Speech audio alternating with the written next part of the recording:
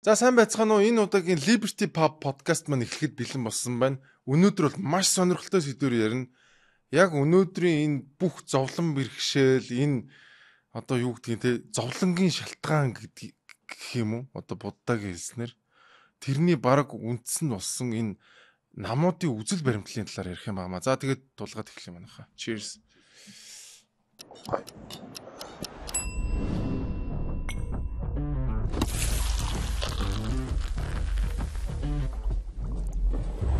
Хамгийн шилдэг пив юу вэ? Дэлхийн 192 орны сая хүмүүс хэрэгэлдэг. Би ч гэсэн тэдний нэг. 800 жилийн түүхтэй Германы хаадын сонгоод харьцуулсан. Хамгийн зөвлөн шараарыг халуун өдөр тис хөднө. Азийн номер 1 бий. Маягт баригдтгүй залуусын сонгож. Бусад би ухаар яадыг би мэдгүй. Энийг ухаар цаанаасаа ирчиж авдаг гэдэг. Хансаа зөөлөн амт Монгол премиум шараа. Хамгийн шилдэг пив юу вэ гэж юу? Хамгийн фрэш, хамгийн шилдэг. Always fresh. Яа, чи манай хэвчээ сайхан уунаа. Ууж болох уу гэж. Пив ер нь фрэш дээрээ л гоё гэдэг шүү манайх. Өнөөдөр ирсэн зочтой танилцуулъя. Манай хасар маань саяхан намуудын үзэл баримтлал гэдэг 3 удаагийн лекц тэрийг бас нэвтрүүлэг болгоод гаргасан. Соём телевизээр гарч ирсэн. За манай Магна маань бол хүн намын гишүүн, хүн намаас дүүргийн иргэдийн төлөөлөгчдийн хуралд байсан. За тэгээ бас тодорхой улс төрийн албан тушаалаас хашаа явж байгаа юм залуу байгаа. За манай ах маань болохоор даваад дурж гээд эдийн засгч ах байгаа. Тэгээ ер нь сүүлийн үед бас телевизээр радиогоор их олон гардаг болсон байлээ. За өнөөдрийн нэвтрүүлгийн санаачлагч нь бол Чимбат гэдэг нөхөр байгаамаа. Тэгээд сүүлд одоо ардсан намын УБХ-гийн хурал мурал дээр өстө та нар бол үзэл санаагаа мөрдөхгүй байна гэж тас загнаал явж байгаа харагдана лээ. Тэгээд өнөөдөр ерөөсөө энэ Монгол улсын намууд ер нь үзэл баримтлал байгаа мүү гүм. Тэгээ ер нь одоо цаашдаа яах ёстой бэ гэдэг талаар яриад явъя гэж бодож байна. За тэгээд Чимбахаас эхлэе те. Яагаад энэ нэвтрүүлгийг санаачлах болов? Энийхээ нууг чи төрүүлжлээ нууг учир шалтгаан гэж те. Нэг юм яригдаад байхгүй. Одоо олон хүмүүсийн дотор л болдог дөө. Манай нам доторч бас одоо надад нам үйл явдлыг харж байхад харагдаг нэг зүйл. Энэ нэг олон урагч үзэлгээд нэг юм хаанаасаа хэн ямар мангар нэг юм улс төрийн нам дотор байдаг хэлчихсэн юм. Олон чинь нэг үзэл санаатай хүмүүсийн огтлцол улс төрийн нам. Тэгээд улс төрийн нам яг гэж байгууллагад ингээд улс төрд явж байгаа залуучуудаас асуухаар ихэнх нь засаг хэрэг авахын тулд гэж тайлбарладаг. Тэгэд эн чинь уул нь бол улс төрийн нам бол өөрсдөө үзэл баримтлалыг л олон нийтэд түгээн дэлгэрүүлэх зорилготой. Тэгээд тэр нь хүмүүст хурж тэр хүмүүсийн ахуй амьдрал яг бодит байгаа юу гэдэг дээр л сонголт хийхэд нь тусалж байгаа үйл явц шүү дээ. Тэгэд ийм юмнуудаа ойлгохгүй. Тэгээ ялангуяа улс төрийн нам дотор олон урагш үзэл байдаг мэд гэдэг юм мангар хаанасаа ч юм тэнгээр олоод сонсцсон тийм яриа. Тэгээд тийм учраас улс төрийн үзэл баримтлалын тухай яг энэ улс миний мэрэгжилч өөр улс төр судлаач мэрэгжилтэй. Тэгээд энэ улс төрийн үзэл баримтлал гэж юу юм бэ? Тэрийг жоох ярих л гэж бодсон. Одоо тэгээд сүүлд надад ингэж яриадсан. Баабарга бичээд ирсэн шиг санагдаад байна. Улс төрийн намуудад бол үзэл санаа байхгүй гэдэг юм яриад ирлээ. Тэгэд яг үнэндээ одоо хасраа яг үзэл санаа байхгүй мүү гэхэлэр бас байгаад тах шиг байгаа тий. Тэрийн одоо үзэл санаа, үзэл баримтлал байхгүй нэг хүн болон хэсэг бүлэг гэдэг ч байхгүй шүү дээ. Ямарваа нэгэн зүйл дээр санал нэгдсэн байж таа тийм шүү. Ямарваа нэгэн үнэт зүйл дээр ирэх ашиг сонирхолж гэдэг иймэрхүү юм дээр үзэл санаа нэгдсэн л байж таа. Тэр үзэл баримтлал заавал цэгцтэй юм уу эсвэл бүрэн зохиц биш байж болно те. Гэлээгээд үзэл санаагүй гэсэн үг биш. Мэдээж л эдгээр чинь улс төрийн бодлого хэрэгжүүлээд явж байгаа. Дэмжиж байгаа, үүсгэж байгаа, хэрэгжүүлж байгаа бодлогуудаараа тодорхой үзэл баримтлалыг дэвшүүлж байгаа шүү дээ. Эсвэл үүсгэж байгаа. Тэгэхээр үзэл баримтлалгүй нам гэж байхгүй. Манайд бол улс төрийн намууд бол үзэл баримтлалтай. Улс төрийн үзэл баримтлалгүй биш. Улс төрийн намуудын харин үзэл баримтлалын тунд ялгаа байхгүй гэж хэлээр өөр бах тий. Би уг нь ардын намаас бас хүн урьсан юм аа. Тэгсэн чи одоо бас ардын намынхан маань бас ирсэнгүү. Гэтэ одоо яг ямар ч байсан нөгөө хоёр одоо намын төлөөлөл ирсэн учраас бас гайгүй байх шиг байна гэж бодоод байна. Тийм Магнагийн хувьд юу н яг юм л дээ үзэл баримтлалаас лөө эхлээд юу гэвэл энэ чинь ашиг сонирхолтой иргэдийн нөө үлгэл явж байгаа шүү дээ. Нэгдэл. Тэгээд тэд нар маань нийлээд одоо нам байгуулж штэ. Нам буюу тухайн нийгэм дээрх одоо хуулиар гэх юм уу төрийн эрхийг одоо нам амнаа л гэсэн юм байгаа штэ. Хуулийн дээр заасан байгаа учраас. Тэгээд тэнд нөө парламент ямар засаглалтай парламентын засаглалтаа аль нам нь илүү олон санал авснараа засгаа бүрдүүлэх. Тэгээд улсын хурал нь хууль тогтоотойд байгуулах гэж явж байгаа асуудал. Тэгэхээр тэн дундаасаа эхлээд одоо манай хүн намаас ярих юм бол одоо ингээд бидний ингэдэг юм л та нар нөө үзэл баримтлаа солисон гэдэг ч юм амар юм. Эндээс эхлээд яриа л да. Хүн намын хувьд болохоор 21 онд баруун төвийн үзэл баримталтай болсон гэж. Тэр нь юу вэ? Өмнө нь бид нэр солих гээд амжихгүй яваад байсан. Анх бол нөгөө яг түрүүчийн хэлдэг чинь залуучууд нийлээд ингээ хөдөлгөөн өрнүүлсэн явж байсан. Тэр маань ингээд нам болоод нам болох байгууллага дээр нь одоо нэг гишүүн гарч ирээд одоо надаа танаа нам байгуулах шиг зовноо. Тэгсээс ингээд ийм бэлэн нам байна гэж хөдөлмөрийн үндэсний нам гэнэ. Намын нэр дээр нэгдээд орчихгүй. Тэгээ орсон чинь нөгөө нам чинь юун дээр нь өөр бидний бодсоос өөр юутай байсан. Удаантай ингээд явс. Тэгээд нэг солих хэрэг 16 он сонгуульд оруулаад жишээ. Солих гэж явсаар хагаад нэг боломж гардаг шүү дээ. Хүний амьдрал ч гэдэг юм уу ямар нэгэн хүндээ боломж гардаг. Хүүхэндээ суухгүй явж исэн чинь яг нэг тохирон таараад тэр боломж чинь одоо хөгжөө өгчдөг шүү дээ. Гарч ирээд одоо яг шүүхт одоо үзэл баримтаа солих нэрээ солих бүх юм өгөөд яг тэнд хаарж байгаа. Тэрнээс өмнө бид нар чинь яг одоо яг асуучих. Тэрнээс өмнө чинь бид нар чинь зөндөө хуралдаж ирсэн ингээ баг болоод ингээд за одоо үзэл баримтлал солихын зөв үү юу гэж бодож чи ингээд баг гаргаад ингээд баг 3-4 сар болоод тэгээд тэрний дараа их хурал хийгээд намын баг хурлын дараа их хурлаар гэж шийдвэрлсэн асуудал л та. Ер нь тэр оройчин бүр 2 хуваагдсан гэж ярьдаг баха. Баг одоо 55-45-55-аар баруун болсон. Яг хасраа хэлдэг шиг бас мэдээж дан барууны эсэлтэй талчууд байгаагүй. Зүүн байга эхлээд 50-50 болоод тэгээ хуралцсан завсарлаа дахиж хоорондоо ярилцаад үгүй эн чинь ийм ээ. Одоо өнөөдрийн нөхцөл байдал дээр би тухайн үед бол хэлж ирсэн. Яг 30 жил эн чинь ингээд одоо байгаа барууны нам ардсан нам нь хүртэл зүүнний үзэл баримтлал гаргаад байна. Нийгмээр нийтээр нь халамжлаад байна. Эн чинь төрчин амар том болцсон. Бид нар одоо өөрчлөхгүй бол намаа яхахта бид нар өөрсдөө баруун болж дотроо тийм хүмүүс байгаад байдаг. Бид нар нэгний бас өөрсдөө мэдэхгүй байна. Тэгэхээр бөөндөө ингэж юу яг жишээ нь миний үг бол ийм байс. Тэгээд бүгд л өөр үзэл бодлоо хэлсэн л дээ. Тэгээд бүр орой шүн чинь баг бид нар яг 55-45 харьцаагаар манай үүрээ бол бүр уурлаад те юу яриад байгаа юм биш үү бид нар тийш болохгүй гээл. Тэгээ өөрөө ч юм яг Германд бүр яг хуулийн сургуульд яг бүр зүүн социал демократ хүн шүүд. Яг тэгээд яг үзэл баримтлалаа өөрчилж олон стоо болцсон те. Тэд тэргүүд тэгээд гол нь тэгээд өөрчилчөөд яг хуучин зүүнийхээ үзэл баримтлалаа яг ингэж асах болоо гэж бодоод байгаа. За энэ дээр харин намын дарагч шууд гарч ирээ үзэл баримтлалаа өөрчилсөний дараа хэдхэн сарын дараа улаан бол гэдэг нэвтрүүлгээр ороо социал демократ үзэл бол эрхчлөөний үзэл гэдэг ингэ яриасан байгаа байхгүй. Тэгэд намын үзэл баримтлалаа баруун төвийнх гэчээд яг зүүн төвийн үзэл баримтлалаа эрхлэнтээс авах. Тэгээ би бол намын өмнөөс 100% ярих хэрэгтэй юм шүү дээ. Тэгээ яг та өөрөө юу гэж бодож байгаа? За би энэ дээр ингэ чи жишээ нь одоо баруун төвийн үзэл баримтлалаар цэцэг бариад энд нөгөө нэг үйл ажиллагаа явуулах гэхээр масс маань өөрөө халамжид суурилсан стикүүтэй буюу үзэл баримталтай хүмүүс 30 жил ингээд усалцсан байна шүү дээ. Тэгээ энийг яаж одоо баруун төвийн болох вэ гэдэг зам тавих асуудал шүү дээ. Энэ дэр чинь одоо хүн намаас жишээ нь 126 гишүүнтэй болъё. Бүр 148 гэж анх ярьж ирсэн олон. Тэгээд 50-50% те 50 хүнд борцсноо 50 хүн хуучнараа ингээ явъя гэдэг.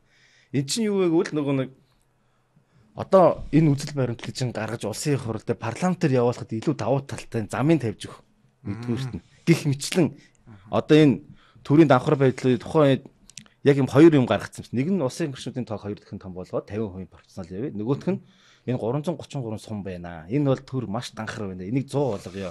Тэгээ сумдууд нь алга болгоё гэж. Энэ бүтцийг багасгая. Тэ гэдэг ч юм уу. Энэ нөгөө нэг одоо ингээ энд инээж юм л та. Тэр нөгөө нэг бид нар ингээ багаас нэгч явахгүй бол чинь суур ойлголтоор ингээ зөв явуулахгүй бол ойлгохгүй байна. Магадгүй. Гэхдээ яагаад зүүн төвийн үзэл баримтлалыг би юм хэлээ шүү. Намын дараач. Тэгээ яг төрийг бич би ярьчээ.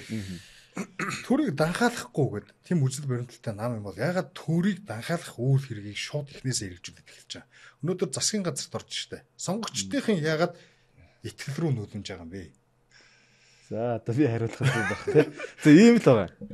Намын мөрөө хөтөлбөр заасан байгаа. Тэр тодорхой мөрөөлөө заасан хэд гэдэг асуудал. Нэг нь бол эрчим хүчний чөлөөт байдал өөрөө. Зөвлөлт нь хийя гэсэн. Цааш магна би нэг юм явд. Эхлээд хэдүүлэн хүн намын асуудлыг ярьчаад дараа нь ардын нам руу ороод тэгээд хамгийн сүүлд нь ардсан намыгаа авч ярина шүү заа яваа. Тэгэхгүй бол бас ингээ нэг нэвтрүүлэг дээр ингээ нэг юм юу өсчих магадгүй гэж байна. За тэгээд хариул. За тэгээд засагт орохгүй дээр бас нөгөө маш удаан хорол болсон. Баг 2 өдөр. Бөөн хэрүүл орно орохгүй. Яста чон нохоо дээр тулсан. Бараг 50 болчиж 51-49-ээр орсон. Тэгэд ор шийдвэр гаргасан. Намын баг хурлаараа шийдвэр нь гараад. За тэгээд одоо өргөжлөл дээрээ те. Хасрын яг өргөжлөл л та. Тэгэхээр баруун төвийн үзэл шууд ингээд одоо бид нар баруун төвөө ярих юм хүнд суухгүй байхгүй. Тэр энэний тул ятгахтаа бид нар тодорхой хэмжээний эрхчлөө тэр нэг нь эрчим хүчний хараат байдлаас салах асуудал. Энийг хүн нам яг тоолгоолоод хэрэг өөр намынхан бол бүр чадахгүй байхгүй. Та нар яхаараа эрчим хүчний үнийг өсгөдөө ингэж те. Тэгэхээр тэр чинь маш хүнд асуудал байхгүй. Бид нар өсгөөг энэ байга өртөг дээр үнийн чөлөөлөх гээд байгаа.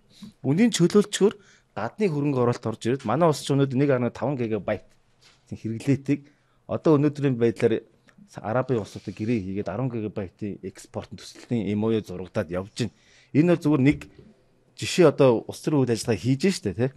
Нөгөөт нь бид нар боловсролын яам дээр манайхан сайд байгаа. Яг энэ дээр л ажлуудаа хийгээ явж байгаа. Тэгээ энэ түр данхаалах гэдээсээ илүү оролцож бид нар бас эн чинь үзэл бодлыг илэрхийлж гаргаж оролцсон ардчлалын зарчмыг шууд зөрчиж байгаа. Та нарыг сөрөг хүчинхий улс төрийн намууд байгуулагддаг ямар ч тийм яга сонгуул болтой. Ойлгомжтойс үзэл баримтал програмаараа нэгтгэсэн чинь програм хоорондын өрсөлдөөн шүү дээ. Тэр програмын аль нь Монголын олонх нь мэдээж одоо Монгол Ардын намын програмыг хэрэгжээсэй гэж хүсээд ингээд сонгосон байна. Гэтэл үгүй та нарыг одоо юу гэдэг барууныхаа үзэл баримтлалыг хэрэгжүүлэхээ сонгосон биш. Хэрвээ сонгогдоод олох болж чадахгүй бол Монгол Ардын намын хэрэгжүүлэх програмыг хян тэнцвэржүүлээд сөрөг хүчний үүрэг гүйцэтгэж байгаа. Энэ бол баруун зүүн биш. Энэ бол зүгээр ардчлалын үндсэн зарчмыг л зөрчиж байгаа. Энэ бол улс төрийн үзэл баримталд огт хамаагүй зүйл. Засгийн газраас гаргаж байгаа мөрийн хөтөлбөр гэдэг бол тухайн кабинетийн 4 жил хийх ажлын төлөвлөгөө шүү дээ. Тэрийг орж батлуулж байгаа. Энд одоо жишээ нь парламент олонх болох нь олон хүн нэмэгдэх нь энэ үзэл баримталтад түйж хамаахгүй зүйл байхгүй да. Үгүй. Тэ өөр за би яриад үгүй штэ биш ээ. Чи 30 жил тэгвэл эрчим хүч манай хараат байгаа штэ. Үгүй одоо ч хараат байгаа. Одоо ч хараат байгаа. Энэ засгийн газрын мөрийн хөтөлбөр байхгүй. Танай намын ажил биш. Ороод бид нар тэрийгээ эн чинь оролцуулаад намын мөрийн хөтөлбөр байгаад үн чөлөөлнө гэдэг бол тэ эхлээд эдийн засгийн хувийн хвшлийнхийнхаа боломжийг нэх ёстой. Дараа нь энэ үн чөлөөлөх буюу тэрнээс эн чинь ахад үн нэмэл тогтооцсон шүү дээ.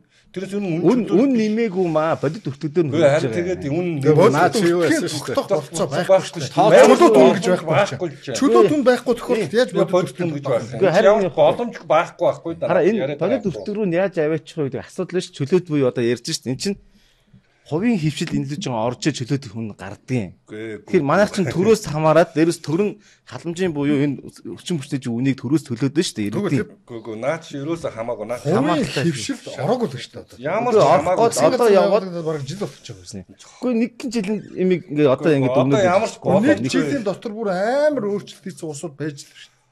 Манай улс нь өөр л дөө. Өөр биш ээ. Хүмүүс амьдарч байгаа. Хүмүүс амьдарч байгаа. Хүмүүс амьдарч өөр гэдэг нь юм.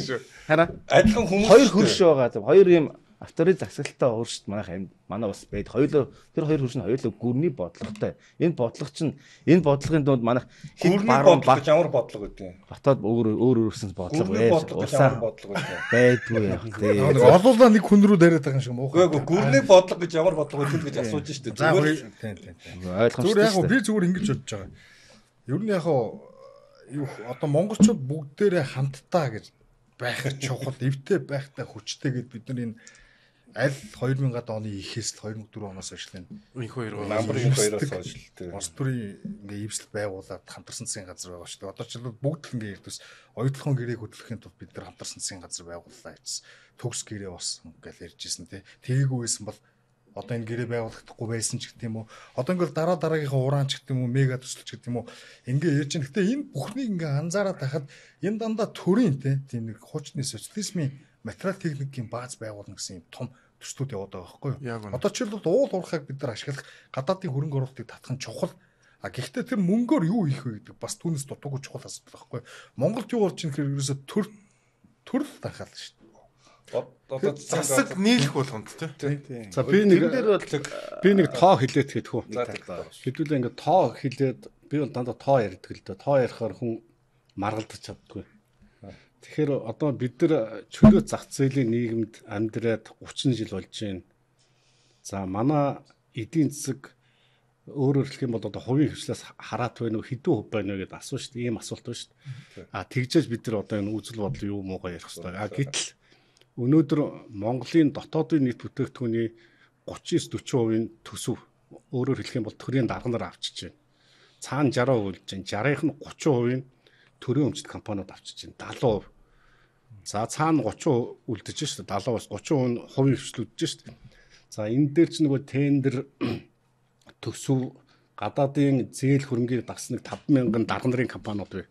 Хувийн хвшлийнх мөртлөө дандаа нөгөө тендерээр хулгай хийдэг ийм компаниуд гих мэтлэнгээр ингээд нэмээд үзэхээр чөлөө зах зээл бол нэг 15% л үлдэж байгаа. Үнэхээр өрөвдөр бидний 30 жил хийсэн. Тэгээд өөрөөр хэлэх юм бол эдийн засгийн хувьд бид нар социализмаар явж байгаа байхгүй. Тэгчээд одоо бид нар энэ дээр социализмаар явж байгаа учраас танаа нам нэгдээд ийм ярьж гин ардсан нам нэгдээд ерөөсөө тэр юм ал ярьж байгаа байхгүй. Тэгэхээр бид нар 30 жил юу ч хийж чадаагүй. Чөлөө зах зээл гэж ярьдаг боловч хувийн хвшил ус орныг хөгжүүлнэ гэдэг ярьдаг боловч хувийн хвшлийн төлөө ширхэг ч юм хийж чадаагүй. Ардсан намж тэр би бол хатуу хэлдэг. Өнөөдрийн одоо улсын их хурл би одоо 3 парламент дараалаад улсын их хурл дээр ардсан намын эдийн засгийн зөвлөхөөр ажиллаж байна. Одоо их хурлын дэд даргын зөвлөх хийж байгаа. За өнөөдөр юу орж ирж байна гэж. Өнөөдөр юу орж ирж байна гэхээр хоёр асуудал орж ирсэн. Нэг нь тэр Азийн холбоонд дисэх Евразийн эдийн засгийн холбоонд орох асуудлыг ардсан намын дарга бариад орж ирж байна шүү дээ. Би одоо ардсан намын дарга хүүхэлтэй болоо. Тэг хүүхэлтэй театр байдаг ш гартаа ингээд хүүхэлтэй хийж ингээд Монгол ардын нам ингээд ардсан намын даргаар тоглож байгааг хараад үнэхээр одоо бухимдч шаашаас үнэхээр ичмээр санагдаж байгаа байхгүй. Нэгдүгээр. За хоёр дахь асуудал нь юу гэхээр бензин онгоцны бензинийг одоо Оростой хамтарч компани байгуулад тэгээ 20 жилээр онгоцны буудал. Тэгээ онгоцны одоо тэр бензинийг Оростой хамтарч хангах компани одоо туван дарга бариад орж ирж байгаа жишээт. Туван сайд. Энэ бол үнэхээр ичмээр байгаа байхгүй. Нөгөө чөлөө зах зээлийг ярьдаг. Нөгөө хувийн хвшлийгээ дээдлэх ийм үзэл бодолтой нам нь өнөөдөр Монгол ардын намын дууг дуулаад ингээд сууж байгаа нь харамсалтай байна. За түрүүн миний тоо хэлсэн. Бид нар бол социализмаараа явж байгаа.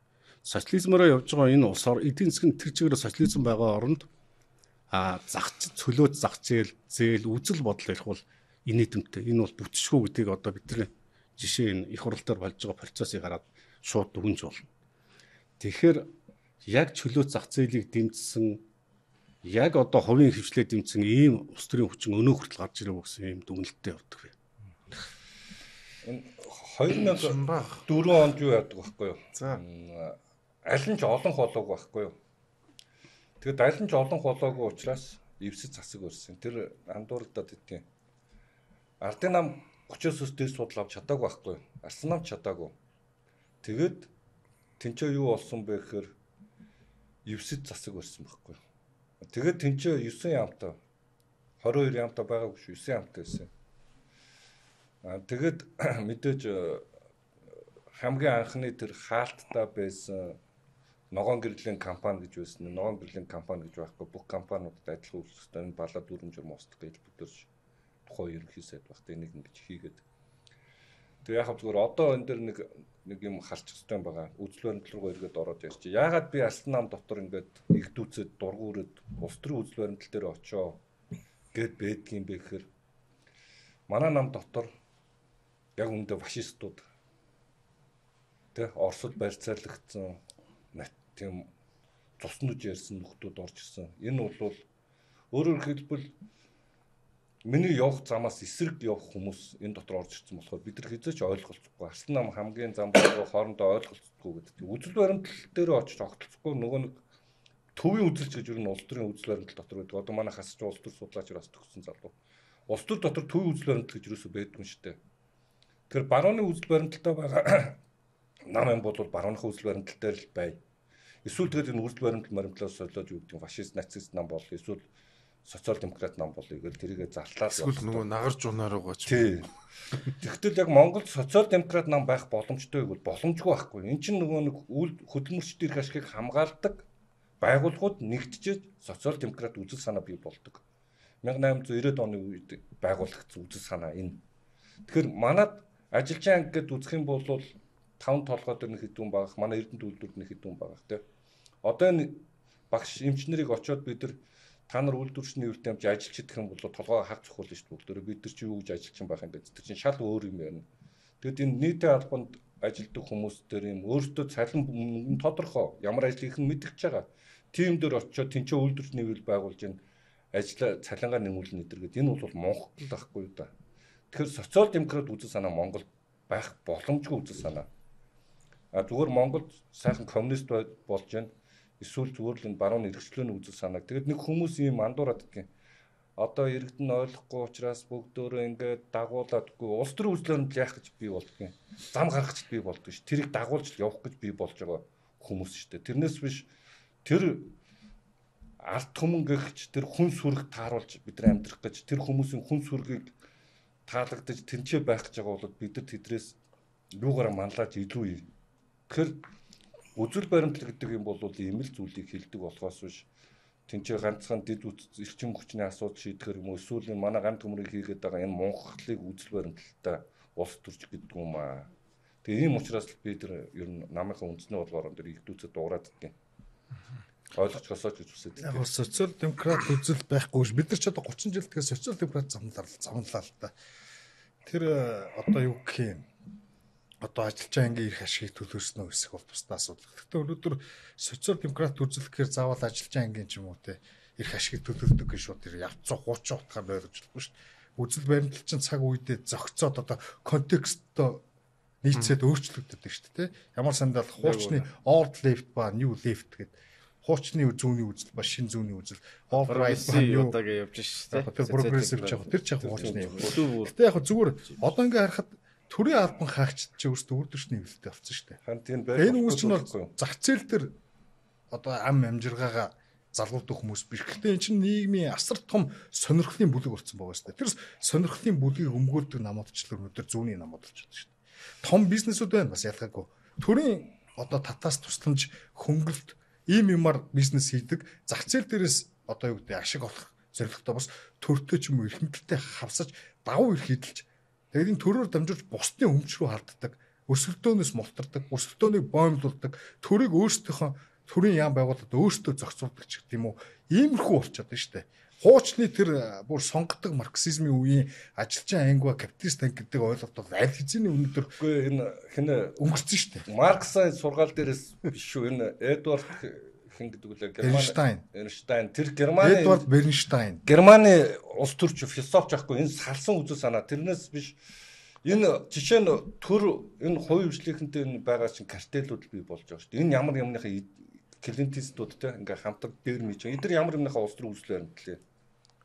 Жишээ нь тэр төрд байгаа ингээ тэр байгууллагууд дээр үйлдвэрчний үйл байгуулах нь хинт хэрэгтэй.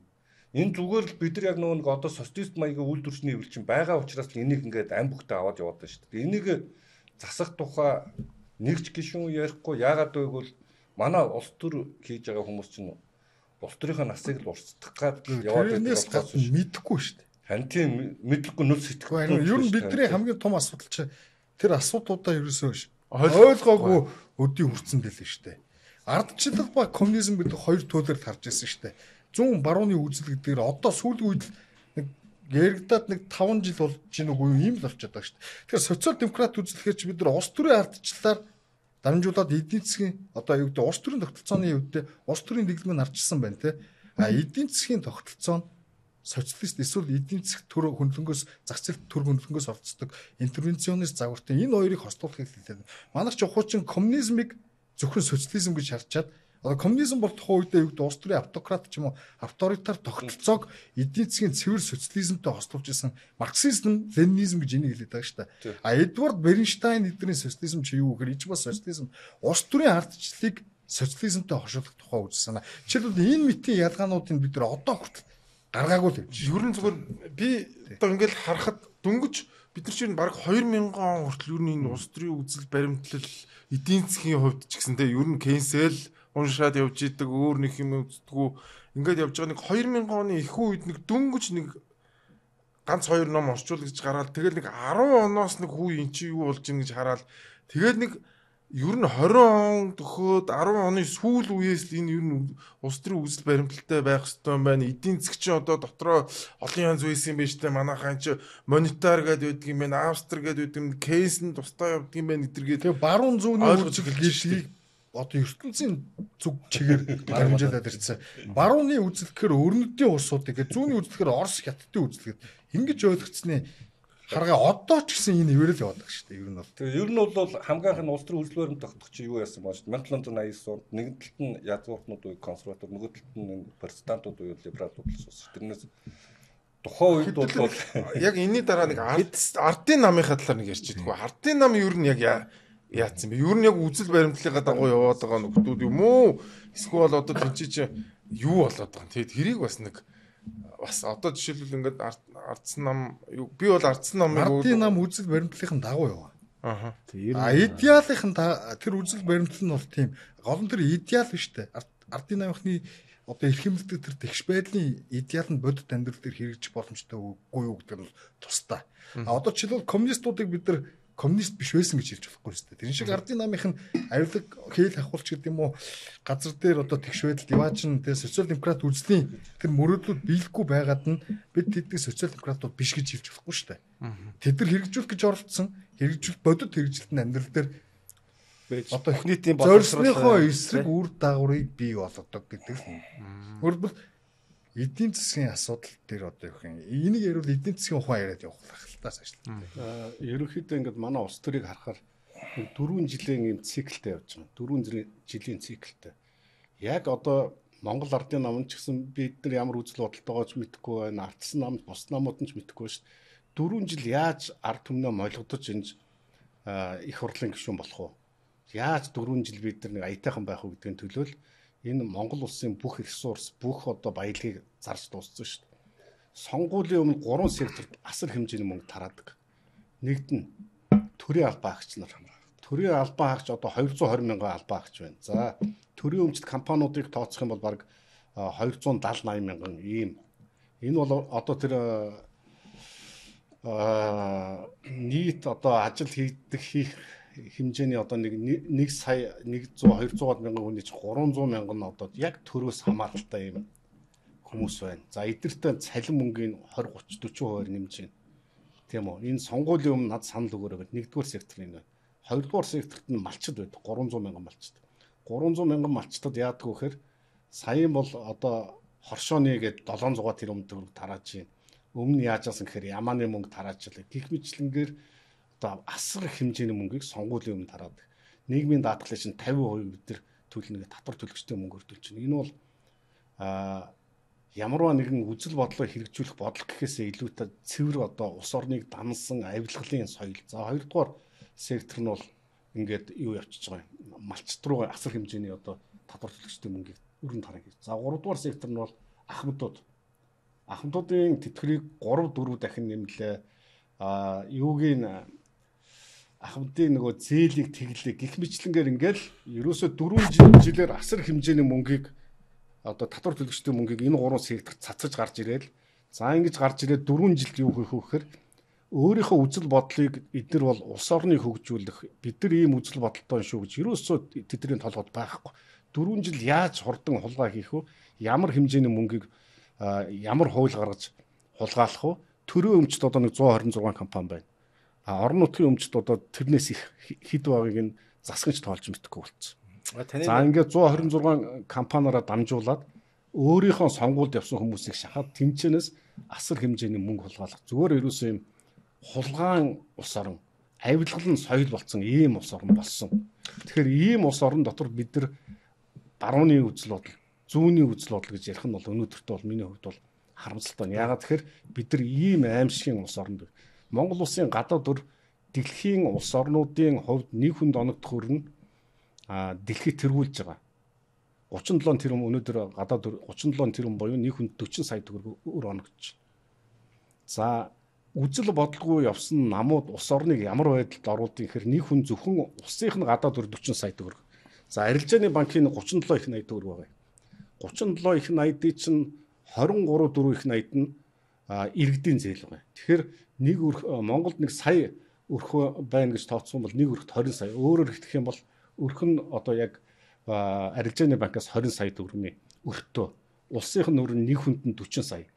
За дээр нь одоо бид нар банк ус санхүүгийн байгууллагаас хичнээн хэмжээний зээл өр тавьж байгаагийн тийм статистик тоохгүй мэдэхгүй байна. Ламбардаас хичнээн нэг авч байгааг мэдэхгүй байна. Тэр аппликейшнээс хичнээн өр зээл тавьж байгааг мэдэхгүй байна. Өнөөдрийн байдал улс орон бол өрөөс өрийн хооронд ард түмэн амьдарч байна. Ахмадууд нь одоо имээ авч чадвар ийм хүнд байдал бид нар орцсон байгаа байхгүй. Тэгэхээр энэ бүх байдал бол бид нар хэрвээ одоо юу гэдэг ардсан намч бай, Монгол ардын намч бай өөрийнхөө үзэл бодлоор явсан бол бид нар ийм шившгийн улс орныг бүтээхгүй байсан гэж харж байгаа. Үзэл баримтлалын ялгаагүй бодлогод хэрэгжүүлсэн юм байна. Үзэл бодлого байсан юм биш үү? Төрөөс эдийн засагт тодтолдох хэвээр, төрөөс тэгш байдлыг бий болгох хэвээр, төрөөс хүмүүсийн амьдралыг патерналист байдлаар одоо сайжруулах ёстой гэсэн үзэл санаа чи өөрөө зөвний үзэл. Энийг Монголын бүх улс төрийн намууд хэрэгжүүлж ирсэн шүү дээ. Тэрний үр дүнд чинь төр данхаа. Төр данхаагаараа хурхаж луурчтэй оронж болчдгиймаа гэдгийг чинь энэ барууны үзэлтэй хүмүүс хэлээд байгаа. Тийм учраас баруун зүүнний үзэл гэж ярих хэрэгтэй. Суур шалтгаан нь юу вэ гэдэг дээр одоо би тэгэхээр ингэж юм л да. Вьетнамд явах юм уу? Социализмаар явах юм уу? Вьетнам социалист орн тийм үү? Вьетнамын жишээ. Вьетнамын саяын их хурлаас юу гаргасан гэхээр бид нар манай дотоодын нийт бүтээгдэхүүн манай эдийн засгийн 50% нь хувийн хвшил эзэлж байна. Бид нар 70% болгоно гэдэг ийм шийдвэр гаргаж шít. Гэтэл яагаад манай улсууд ийм хийж чадахгүй? Манайд 10 биш. Вьетнам улс төрийн юу гэдэг тогтолцооны хувьд автократ марксист ленинист нэг намын тогтолцоотой улс болохоос ш эдийн засгийн загварын хувьд genuine буюу цэвэр социалист улс биш. Төрийн оролцоод эдийн засгтай улс Монголтой ижилхэн. Хятадтай сүүлд бас ямар юу гаргасан бэ? Одоо энэ Elon Musk, Trump тэрийн дөөв шүү дээ. Тэгээ энэ Хавьер Миле эдрийг те өөрөөд төр данхар төрөө цомготгоно гэд бас тийм маркет хитэн яамтай болгоно гэдэг. За би тэр тоог нь бүр нарийн мартчих. За би түрүүчийн доктор физик докторын ярианаас өвчлөл ярихад энэ нөгөө тэр юу хэлж ийнэг бол нөгөө төрөөр дамжуулж санал Ултаа авах гэсэн төрийн мөнгөөр улс төр сонгуул хийж байгаа л асуудал та. Тэгээд тэр чинь нөгөө талдаа юу гарч ийн гэвэл хүмүүсийн хариуцлагыг худалдаад авчгаар халамжлаад энэ худалдаад авчгаар хүмүүс чинь тэр хариуцлагаа худалдаачаар хариуцлага дагавч ирэх хөвжөдөг эрхийн цуг авчин гэсэн. Эн чинь удаандаа нөгөө нэг энэ буруу тишээ явах одоо нөгөө нэг авторитет гэглэлөө явах те тэр асуудал руу л орчин гэсэн. Тэгэхээр үг хэлэх хэрэггүй л болчин гэсэн үг байхгүй. Улам одоо сүүлдээ одоо энэ тэр хорооны ажилтдаг улс төрийн ажилтнууд тэдний цалин хүртэл сая 500 ш нэмлээ шүү дээ. Энд чинь үг чинь аргалагчдын цалин сая 500 болгосон. Энд чинь юу төрийн мөнгөөр тэр нөгөө нэг доорогоо системээр усалж байгаа асуудал байхгүй. Тэгэхээр би түрүүнд анхаа ярьжсэн тэр 333 100 сум болох энэ эсрэг ахшиг байх болох гэж чинь ерөөсөө гол идеал нь багаас нь зүгээр ингэж энэ тал руугаа явуулъя гэдэг санаа авахгүй. Тэрийг л хэрэгжүүлэх чинь. Тэнгүүт тэнд нөгөө нэг наа чинь үзэл баримтлал яриаггүй байх гэдэг юм яриад. Мэдлэггүй сайхан сэтгэл тэнгээс ах гэж нэг юм аа. Би яриагаад дуусгав. Би чамд наадах чинь тайлбарлаад өгөө. Засаглалын хувьд хараа орон нутгийн бие даасан байдал гэдгийг чинь ингээд хэн нэгэн хүн очиод ингээд яг социалист төх байхгүй ингээд завчиж унгаагаад 100 болгочдөг. Ийм байдаг юм аа. Би тань яриад суусгах хатгий. За. Гүйцэтгэх өнгөрсөн 30 жил ингээд явцсан энийг зүгээр өөрчлөх чинь. Тэгээд өөрчлөлт 126 болгоцсон байна. Одоо ингээд эрчим хүчний үнэлэлд явж чинь эн чинь санаа намын аж хийсэн ажил биш ээ. 126 болохоор яг юу өөр илүү дахиж авах шүү. Үгүй. Бид нар одоо ингээд бид ардчлалын сул талыг бид нар мэднэ. Ардчлалын сул талыг бид нар мэднэ шгүй. Наа чи буруу. За би яриад ардчлал бол жинхэнэ ардчлал, ерөнхийлөгчийн ардчлал бол дарангуул энэ төр гэж хаана ямар тийм юм ерөөсөө мэдгүй яа эдэр тийм юм яриад. Би яриад тэгвэл хэлээд ийм багхгүй. Манай улс чинь хоёр талтай юм хөрш болсон авторитар улс. Нэг хүн хүний засаглалтаа бол дуудаад асуудлаа шийдэх амархан. Манай шиг жижиг усыг бол зохион байгуулад ингээд ийм шийдвэр гаргахад амархан.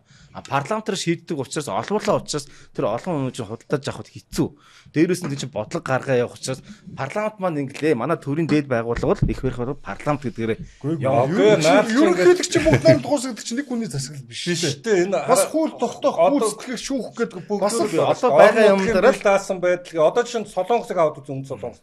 Ерөнхийлөгчдөө тэгээд парламент нь хуралдаад огцруулж болж байгаа үстэй.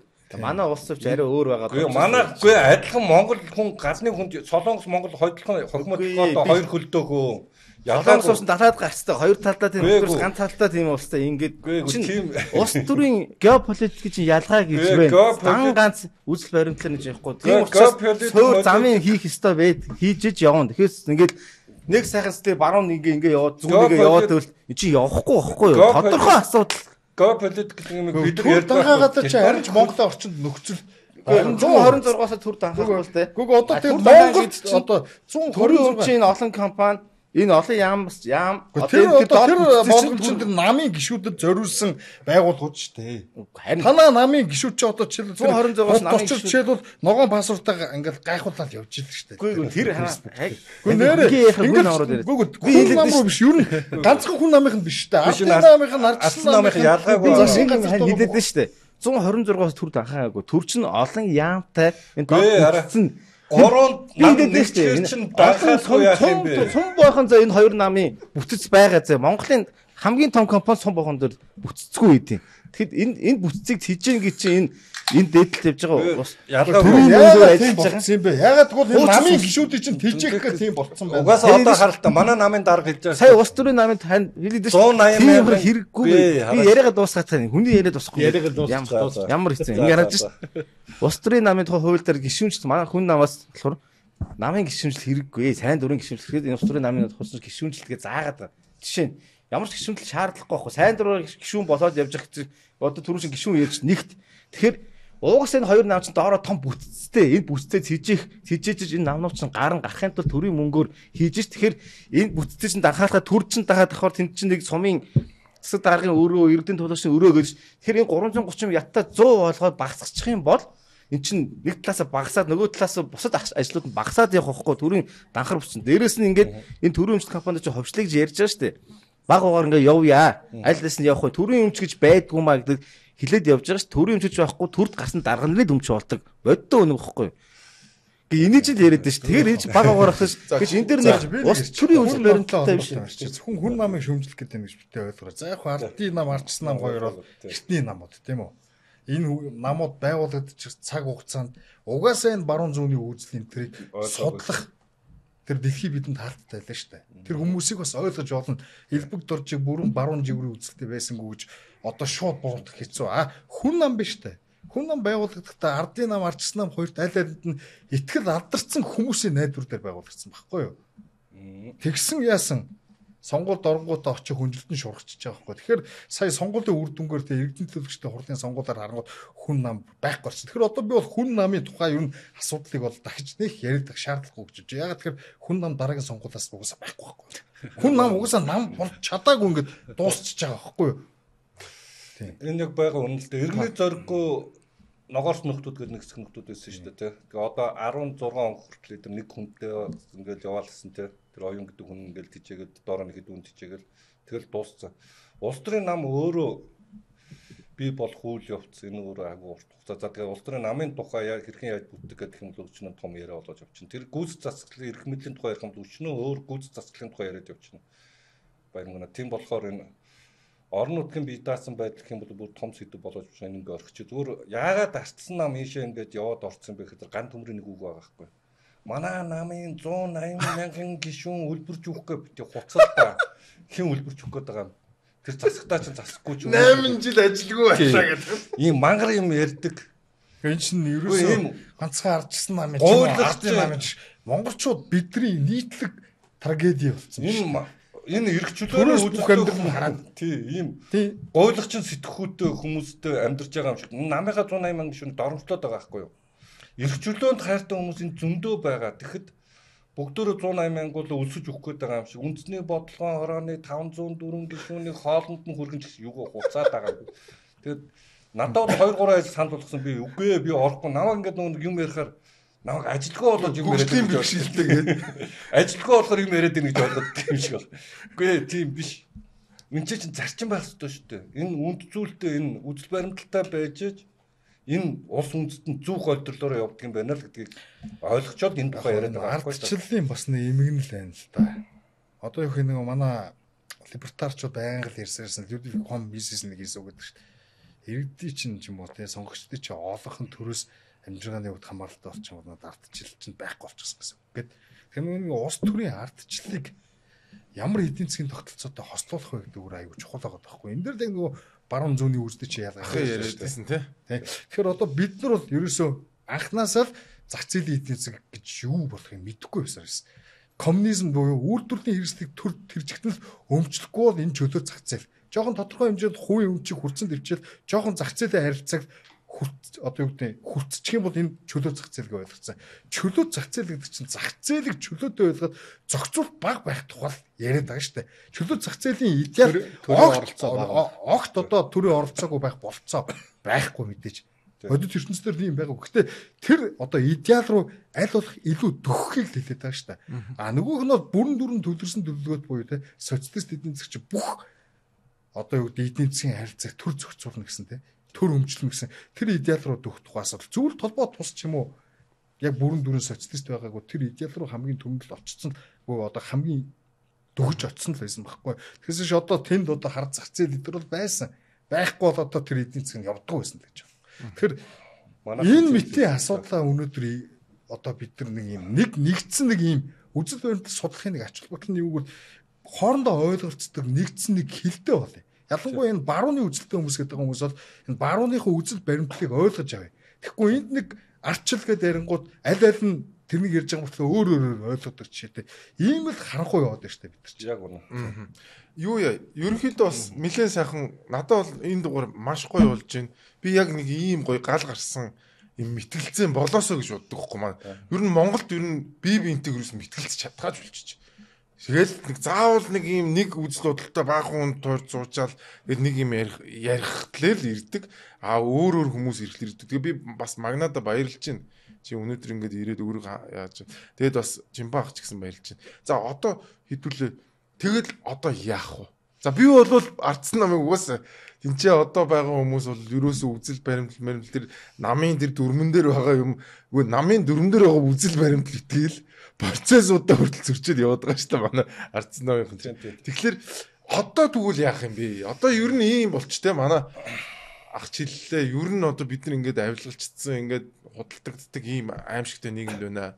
Тэгэд ийм байхад чинь бид нар одоо үзэл бодол яриад яах юм бэ гэдэг чинь шүү дээ. Тэгвэл одоо гарц гаргалгаа яах вэ? Магна тий. Хүн намаа яах вэ? Ардсан намынхныгаа яах юм тий? Иргэдээ ер нь яах? Ер нь биднэрт ер нь гаргалгаа байх юм уу? Байхгүй бол одоо энд ингэж ярьж суугаад яах вэ?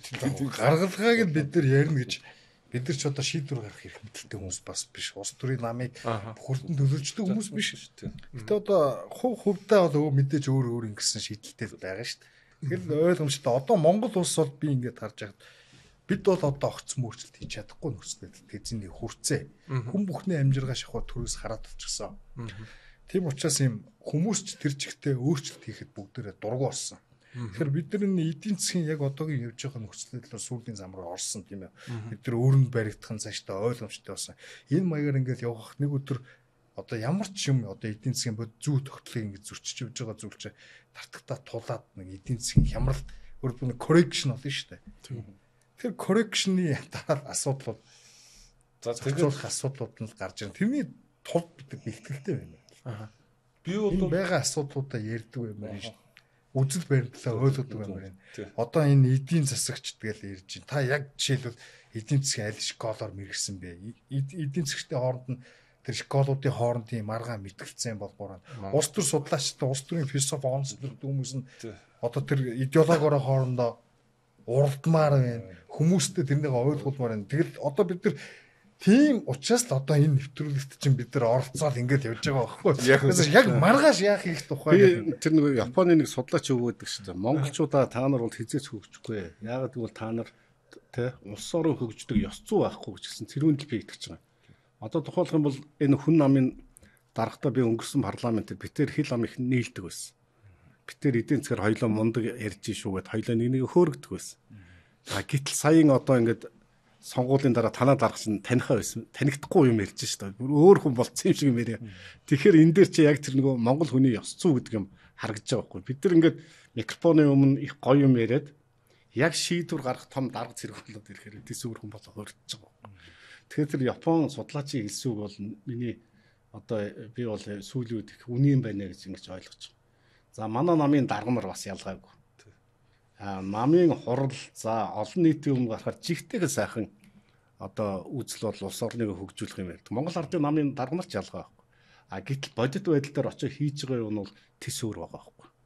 Наашаар шудраг царайлчаад цаашаа хараад хулгай хийгээд ингээд явахаар чинь энэ улс орон яах юм гэдэг л ийм л зүйл юм. Би одоо нэг нэг хэлэхэд бол Монгол улсыг одоо энэ Монгол ардын намын үеч гэсэн ардсан намын үеч гэсэн олигтой хөл гар дээр тогтож чадахгүй байх л гэж би ингэж харж байгаа. За яг хоо ганц найдлага бол одоо Монгол ардсан намд байна. За ардсан намд бол тэгтээ энэ удирдлагт нь одоо хулгайч нар орж ирэх маш их тийм таатай хөрстөө. Нэг нөхөр нь орж ирэл хотлоо ярьж байгаа баахан одоо үндэсний бодлогын хорооны хүмүүсийг өөрийнхөө талд аваад тэгэл ингээл дарга цэрэг болоо явчих. Дарга цэрэг болсныхаа дараа тэр хүн бол яг танаа дарга шиг тис өөр болол тис өөр юм яриад ингээ явчихж байгаа. Бидний одоо тухайд энэ их мундаг дарга шүү. Энд чинь харин овоо юм хийчих юм шүү гэж ингэж харж байгаа хүн маань ингээ тис өөрөөр болоо явчихдаг. Өөрөөр хэлэх юм бол би юу гэж хэлэх вэхээр нэг одоо бид нар энд сууж яриад эсвэл энд ардсан нам нь их гоё болоод Монгол ардын нам нь гоё. Бид нар бол туйлын хүнд нөхцөл байгаа. Туйлын хүнд.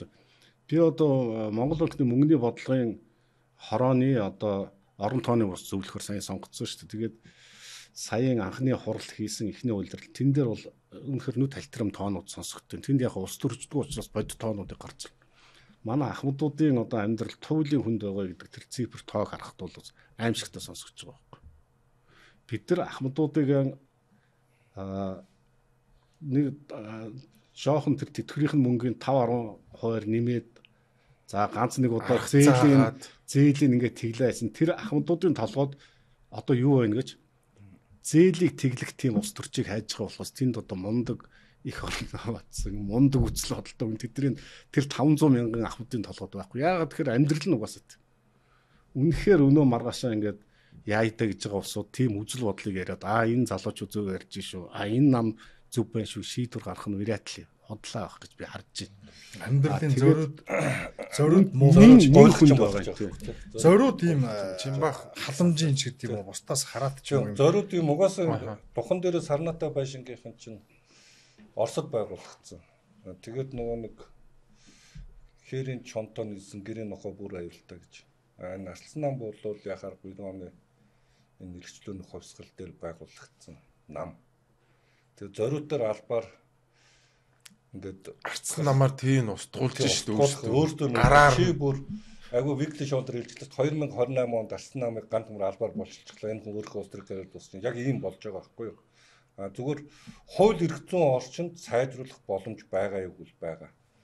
Энэ гүйц засаглалын эрх мэдлийн тухай ярих гэдэг юм. Тэгэхээр энэ гурван засаглал хуваагдаж шүү дээ. Тэг гүйцэтгэх шүүх парламент гэх тийм үү.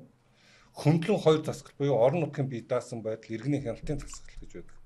Тэр watchdog гэдэг юм тийм. Нөгөөх нь орон нутгийн бие даасан байдал буюу энэ орон нутгад эрх мэдлийг хуваарлах тухай. Ингээд эдийн засаг улс төр тэр газрын харилцаа, ашигт малтмлын харилцаа бүх юм нь орон нутг руу өгч юм бол эрх мэдэл өөрөө тардаг. Нэг хүний гарт эрх мэдэл очих тусмаа тэр хүн эрх мэдлээ алдахгүй өөрийгөө тойруулж хан хэрэн баг нь босгодог. Энийг устгах нь өөрөө гүйц эрх мэдлэг. Энийг би бол засах арга зам байдгүй үл байдаг. Германч нь алдсан шүү дээ. Адольф Гитлер гаргацсан тийм ээ. Сталууд Масолоныг гаргацсан. Тэрний дараа юу болсон бэ гэхээр иргэний боловсролын тухай хуулийг баталсан байхгүй. Энэ нь тухайн татвар төлөгчдийн мөнгнөөс төсвөөс 5% одоо хүртэл Герман 5%-ийг иргэний боловсрол зарцуулдаг. Иргэдийгээ мэдлэгтэй байхад ийшээ хөрөнгө зарцуулдаг. Энийг харамсалтай би одоо 2-3 намхаа их хурлын гишүүдэд яриа л байна. Харамсалтай энийг ойлгох нь хол байгаад байна. Энийг тэгтэл хизээч хэн нэгэн мундаг ухаантай ардын намын алсан намын хөдөлмөрийн үндэсний намын ингээд хүмүүс хийдгүү. Энийг мэрэгжлийн энэ боловсролын мэрэгжлийн ийм байгууллагууд бий болдог. Олон нийтийн байгууллагууд. Тэндээс багш нарыг өөрсдөө жишээ нь ингээд тавуулаа улс төрийн идеологи тодорхой энгийн ухамсарын түвшинд ойлгоё гэхэд хасрыг юм уу Чанбатыг юм уу Амраг юм уу даваад орж юм уу хин нэгний нөрж авчираад тэнцээ хичээл заалгадаг. Тэр 5 хүн. Тэр мөнгө нь тэр багш руу очиж идэг тэр сангаас. Тэрнээс биш тэнцээ нэг хүн мөнгө хуваалдаг тухай ойлголт биш. Ийм сан байдаг. Энэ иргэний боловсролын хуультай болохоор юм. Иргэний боловсрол гэдэг бол чухлаа л гэх гээд юм тийм ээ. Энэ өөрөө гол тарцсан ахгүй да. Тэгээ ингэж явдаг. Тэгээд тэрийг Германд яаж хийсэн бэ гэхээр хамгийн түрүүнд тэр том самбаруудад дандаа хүмүүс эрхийг гаргаж тавьчихсан байхгүй. Хүмүүс эрхтэй болоод тэгэхээр хариуцлагатай болдог. Тэрнийхээ төлөө явдаг. Тэгээд тэр нөгөө боломжийг хулгайлаад байгаа тэр данхар төлөвгөө засаг руугаа эргээд хүмүүс болгож шаарч ирдэг байхгүй. Ийм л үйл явдал болдгийм байна лээ. Миний би өөр яг иргэний боловсролоор тэгэхээр Монгол анхны мастер байхгүй. Тэгэхээр энэ нөгөө ийм иргэний боловсрол гэхээр ингээд нэг хүн ойлгохгүй юм ойлгоод гэх юм. Энэ улс төрийн эдийн засгийн эрх зүйн нийгмийн харилцааны соёлын олон талт мэдлэгийг авах тухай ойлголт нийгмийн харилцаанд ороход шаарддаг та. Тэгээд тэр нь тийм диплом юм уу эсвэл тийм бакалавр мастрын түвшний юм биш. Энгийн харилцаанд ороход ойлгодог юмыг жишээ нь ингээд телевизээр, CD-гээр тэгээд бүх юмар ингээд тэр хүмүүст ойлгохдохоор ингээд багаас нь бэлддэг байна. Тэгээд насанд хүрсэн хүмүүст ингэж зориулдаг байна. Энийг иргэний боловсрол гэдэг. Манайд харамсалтай энэ хууль байхгүй. Манайд иргэний хяналтын хууль байхгүй. Манайд иргэний хяналтын засаглал байхгүй. Манайд орон нутгийн засаглал байхгүй. Эдрийг хийх хүсэхгүй. Яагаад гэвэл духан дээрээ сарнаатай байшингийнхан чинь энэ дээрэмч чинь аль болохоор л өөрсдөндөө хамааралтай амьдралыг хүсдэг байхгүй. Тэгээд нэг жоох юм өгч чинь тэдэр нь тэгэл одоо дөрөв даваад орж хэлээд байгаа шиг ингээд нэг жоох юм гойжуулахаар тэрнээс ингээд долоогоол тэгэл 4 жилийнхаа нохоо шиг амьдралгаа өөрсдөө хөтлөөж явдаг. Тэгээд энд нь очсон ингээд үзэл санааг энэ арчлалын энэ эрх чөлөөний үзэл санааг авчирсан намын аваачаад ганц төмөр аваачаад өгчөж байгаа. Энэ бол яг үүндээ ганц төмөрч биш ард нь халтмаагийн батлаг байгаа. Тэгээ манай нам дотор бол духан дээрээ сарнаатай байшинг манай нам хоёр нэг л хүн өдөрч байгаа нэг сөнгө бол одоо халтмаагийн батуулга гэдэг улсын хурлын гэж өдөрч байгаа. Тэгээ тэр хүний өдөртлөөр манай намыг сүнүүж байгаа өмнө тэндээс сарлаа л гэж ирээд идэв юм би. Миний хувьд зүгээр яг ингээд сая сонсон чи айгүй пессимист болох гээд байна л да ер нь өөрчлөгдөхгүй. Би хандлаа хэлэв. Харин тэгээд би болохоор яагаад энэ нэг гачин нэвтрүүлгүүд хийлгээл нэг хүн амьтан цагаан чиглэл зүйлгчээл те суулгаад байна гэхэлэр миний бодлоор бол за би хасартаа санд нэгж байгаа. Азар амар хурдтай төсвөө нэмлээ. Маш одоо арайч геометри прогресс биш юм. Гэхдээ энэ бол хямралын бүр амар хямралыг айгүй хурдтай ойртуулж байна. Би бол 28 оноос өмнө ер нь бол эдийн засгийн дампууруулах юмнуудыг хийж байна л гэж харж байгаа. Яг үнэ хэлэхдээ 28 оноос өмнө шүү. Энэ айхтар нөгөө нүүрсний үнийн уналт дээрээс нь эсэргээрээ төсвийн зардлаа ингэж өндөр өсгөж байгаа гэдэг бол хямрал маш ойрхон байгаа гэсэн үг. Нэгдүгürt хоёрдугаарт монголчууд нүүдэлч хүмүүс учраас маш хурдтай ийм адаптацид орох тийм юутай байдаг. Одоо жишээ нь Араби оронд гэлдэгт чинь эн чинь нөгөө сашин соёлоосоо болоод маш удаан ингэж өөрчлөгддөг. Гэтэл монголчууд айгүй хурдан survival instinct амар хурдтай учраас бид нар чинь буруу явж исэн мэн гэдэг эргэх магадлал айгүй өндөртэй. Яг гэвэл тэр нөгөө байнгын нүүдэл, байнгын нөгөө survive хийдэг байсан учраас тэрэндээ айгүй хурдан адаптацид ордог. Тэгэхээр гол нь энэ хүмүүст яагаад буруу яваад юм байгаа юм бэ гэдгийг маш сайн ойлгох хэрэгтэй. Ойлгож байна. Сүүлийн үед бол хүмүүс та нар одоо сая татварын хууль дээр харсан баг тий. Ерөөсө 7 хоногийн дотор 100,000 ингээл зураа иччихсэн. Нийгэм даяараа ийм уур амьсгал бүрдсэн мэд ойлгохгүй ч гэсэн за ер нь энэ төр гэдэг бол хитрхи данхаацсан байгаа юм байна. Нямбатар бол муу лалар юм байна гэх тий. Ер нь одоо ер нь ингээд Улаанбаатар хотод бол Нямбатарыг үздэг хүн байхгүй болчихлоо шүү дээ. Эн чинь өөр айгуу том байхгүй. Хямралын дараа босож ирэхэд хүн болгон за одоо наад төрөө жижигсгэ гэдэг үгийг нөгөө иргэдийн дэмжлэг байхаар болчиход байгаа байхгүй.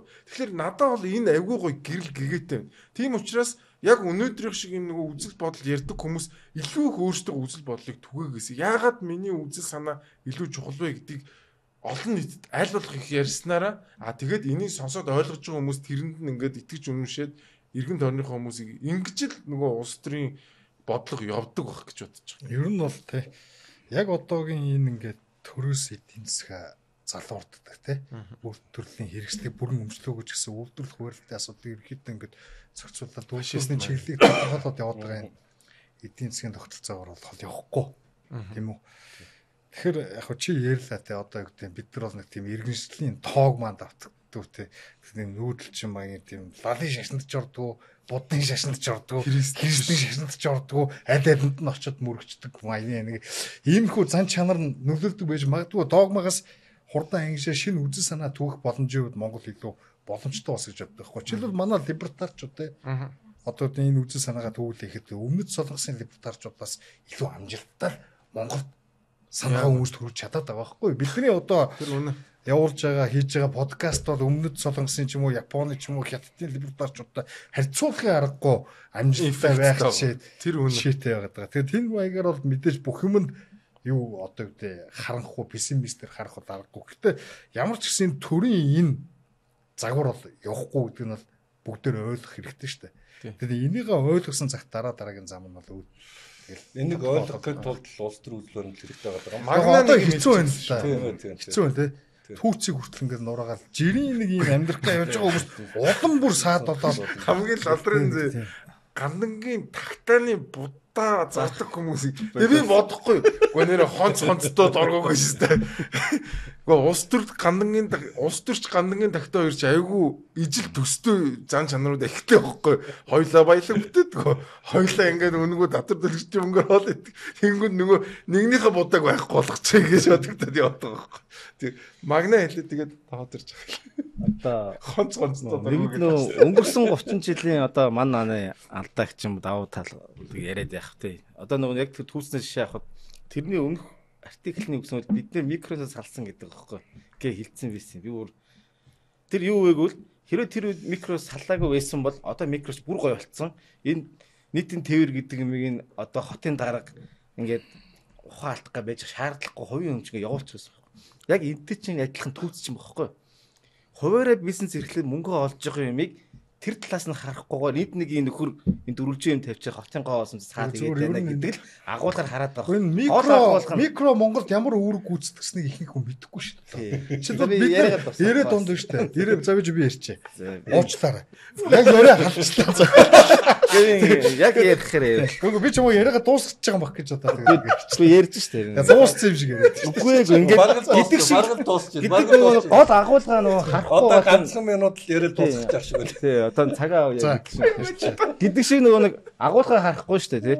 Үйлдвэрлэгч баялаг бүтээдэг хүмүүс чинь энэ эзэн засгийн авч явд юм байна гэдгийг харах хэрэгтэй байгаа. Тэгэхээр өнгөрсөн 30 жилийн юмыг одоо ингээд орхиод цаашдаа яах вэ гэвэл ерөөсөө маш тодорхой.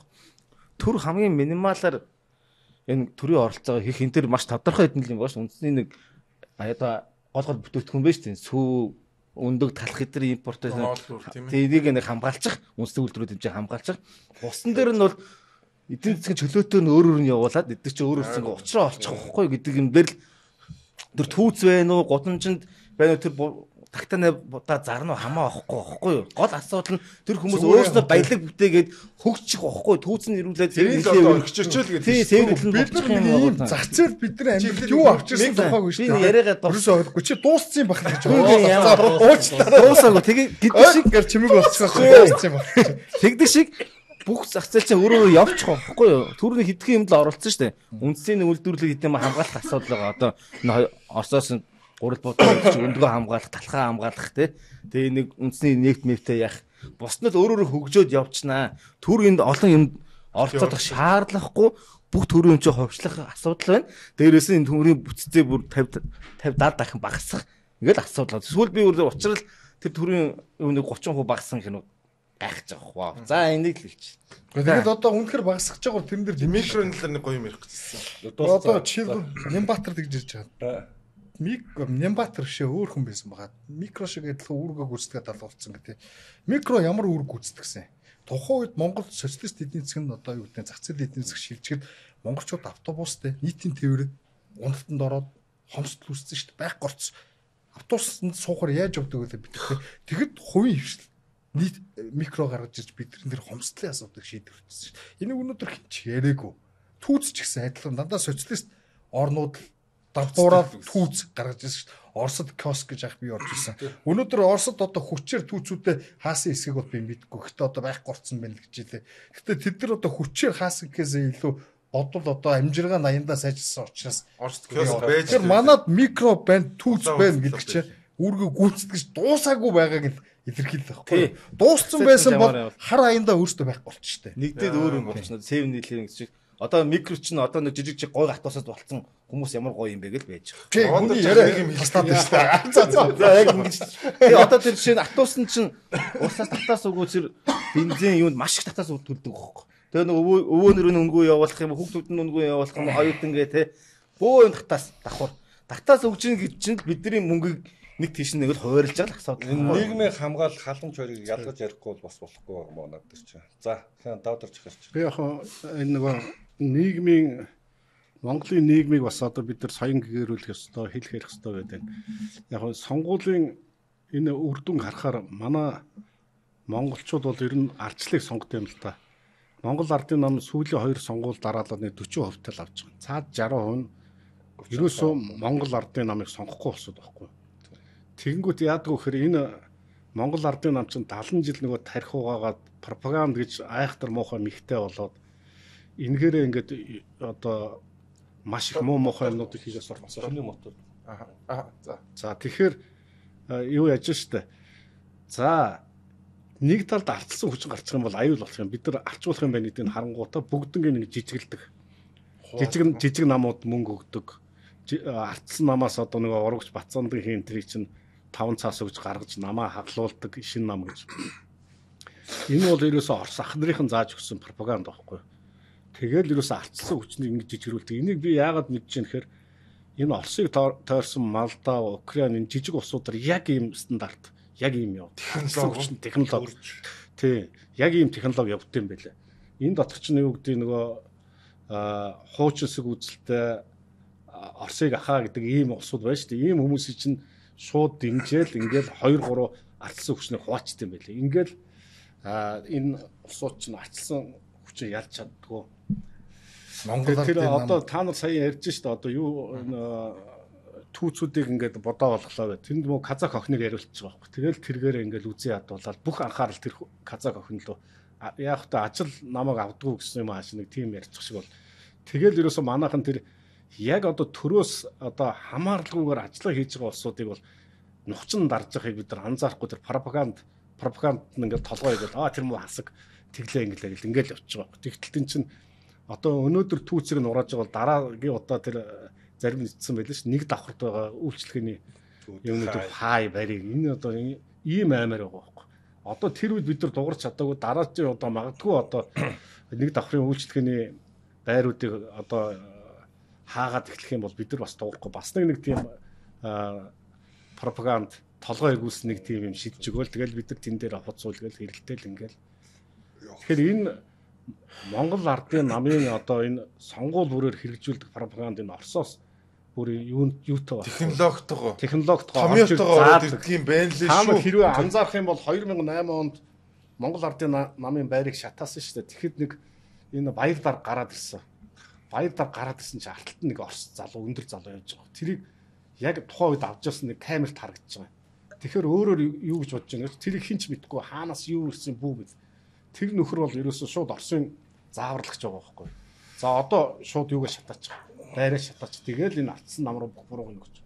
Тэгэл тэр дороо баяр нэг гарч ирж яачаал буцаж ороод зүгтаагаал тэгэл байшин шатчих. Би бол тэрийг бол энэ технологи хар технологиуд одоо манад маш их одоо байдгийн байна. Яагаад тэгэхээр бид нар 70 80 жил явцсан. Энэ ард иргэд бид нар чинь одоо нийн нөгөө хэлэхэд одоо өөрийнхөө овг нэрээ мэтгэр бол маанаг тэн сармагчин болсон шүү дээ. Одоо та нар харахгүй юу? Монгол улсын нийт хүн амын чинь 50-с дээш шуун борж гоо. Худлаа шүү дээ. Мэдэхгүй бид нар. Яг үнэ. Ингэж биднийг будаа хийсэн. Тэр үе чинь Оросууд орж ирээд Монголын одоо эхлээд 2021 оны баха 22 онд нэг нийт судалгаа бүгднийх нь тоолго аваад тэнцэнээс Чингисийн удамтай бүгднгийн тооцоолж аваад 32 бүгднийг хүүстэмжсэн. Эхлээд 22 онд бүгднийг их судалсан юм байна. Тэрийг бид нар мэдээгүй Оросууд бид нар тус хийгээд одоо манай хүн амыг тоолж байгаа юм байна гэдэг ингээд. Тэгтэл нөгөөдөл чинь Хиний хусгуу гэдэг бүх тооцоо хийгээд тэгэл бүгдийг нь болсон. Тэгэхээр энэ пропаганд бол одоо хүртэл манад ам бөхтөө энийг хэрэгжүүлдэг нам нь ам бөхтөө байна. Яагаад гэж би ингэж хэлж байгаа. Эдийн засгийн Харвард төгсөн зөндөө олон сайхан хүмүүс орж ирж шít. Усан цэнийг юм шиг юм ярьж байгаа шít. Монгол ардын нам руу орлоо. Тэгээд Харвард ч одоо тийм юм заадаг болсон. За манайхаа ийм 10 минут үлдсэн байна. Магнагаас эхлээд ганцхан юм хэлцгээе. Ганцхан юм хэлцгээе. Энэ нөө салхитын мөнгөний ордыг хурааж халахтна хамгийн түрүүнд гарч ирээд би дуурахгүй юу. Гээ болдгоо маа наадах чинь ингээд засаг шүүхийн шийдвэргүйгээр өмчрүү дайрч болдгоо маа гэсэн өмхийн хужаа мужаа дараа нь 49-ийг аасан муу чи муу худалдаа хөгжлийн банкны ямар хөгжлийн бэрхшээлтэр нь доромжлол. Тэг ингээд бүгдөөрөнгөөр нь доромжлол ингээд дайрсан. Зүгээр би яагаад энэ нэг тийм салхитны мөнгөний орд ингээд юу эрдэнэ төлөвлөлт мүлд надад хамаагүй л дээ. Тэгээд хамгийн гол нь энэ нийгмээс сүйдэх гэд ингээл алхацдаг байхгүй. Нэг алхаад бол зогсдгүй. Одоо зогсохгүй. Одоо 34-50% дээрэмтэн дараа нь нэг давхруудыг хураан дараа нь малыг хураан хамгийн түрүүнд малч дээр энэ зовлон очин заяа. Тэгүн гот яадаг вэ гэхээр нэгнийх нь юм ноолуурн дээр үүсэд эхэлсэн байл чинь. Одоо малчтыг хураагаад эхлэнгүүд юу гэхээр тариаланч руу зан заяа. Тариаланчдыг хураагаад эхлэнгүүд тариаланч шууд байрнууд руу зан. Энэ орон сууц чинь тэгвэл 120 300 квадрат метртэй хүн нэг айл байштай гингууд тэрийг хуваах хэрэгтэй. Ийм л процесс явдаг учраас энэ эхлээд өмчрүү дайрч болдгоо маа л гэдэг ойлгосон. Тэгээд тэр үед харамсалтай нэг манай цэвэр зүсний эх оронч чинь тэгэл одоос нь л элдв хоёроор доромжилдаг. Тэгээд бид тэнд нэг юм боддгоо зүгээр яагаад энэ бүгдийг яриад ингээд хичээгээд идэх юм бэ гэхээр эн чинь өөрөө би чинь нийгэм чи миний үр хүүхдээ амьд би бас Монголд амьдмаар байгаа байхгүй. Тэгээд энэ хогийн сав болоод юнисэлжиг болчих юм бол хурлаа туснууж ярьж энэ тэнэгдэхгүй шүү дээ үр хүүхдээ авал гадагшаа явна те. Энэ мэдрэл муутай сэтгцэн өвчтэй хүмүүстэй энэ чинь амьдарч илэнцгээ их юм би өөр хүүхдээсээ ирээдүг юм тэгч л боддог байхгүй. За хэдүүлээ нэг маш богинохон шүү заяа. Яг одоо conclusion гэж хэлдэг л үү. Сайхан дүгнэлт гэдэг юм уу? Одоо захиас үгнүүдээ сайхан хэлээд тэгээд за магна тэгээд даваад орж байгаа. Яач тэгвэл би бас би ерөөс ганц сая салхитын мөнгөний ордыг ярьлаа шүү дээ. Салхитын мөнгөний орд бол төр одоо хувийн өмчрүү дайрсан муухай юм гэж бид нар дүгнэж шүү дээ. Гэтэл шүү дээ энэ бол гадаадын хөрөнгө оруулалт байхгүй. Гадаадын хөрөнгө оруулагч нар харж байгаа байхгүй юу? Ястой зэрэл ийм улс руу чинь яаж бид нар орох юм? Тэр бол одоо гадаадын одоо хөрөнгө оруулагч нарыг айлгаж байгаа байхгүй. Дотооддоо дээрэмтгэхээс гадна. Тэгэхээр бол энэ аливаа улсын хөгжилд бол гадаадын хөрөнгө оруулалт бол маш чухал, хамгийн их чухал хэрэгтэй байдаг. Саяын одоо энэ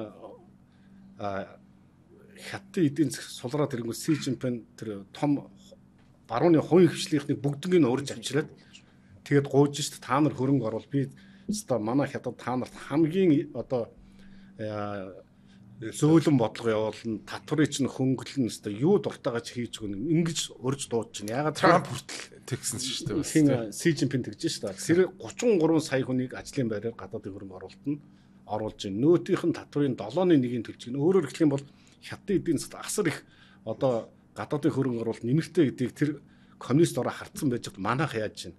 Манайх 30 жил арчлаар явж байна. Арчлын баян бүрдгчээд их хурлынхын дарга нь хар хувц өмссөн, буу өрцөн ороод ингэж явж гин гэдэг бол энэ улсад итгэл найдвар байна уу гэдэг ийм зүйл байна. За одоо нэг 14 мега төслгээл гинт гаргаж ирээл гайхуулаад яриад байгаа тийм үү?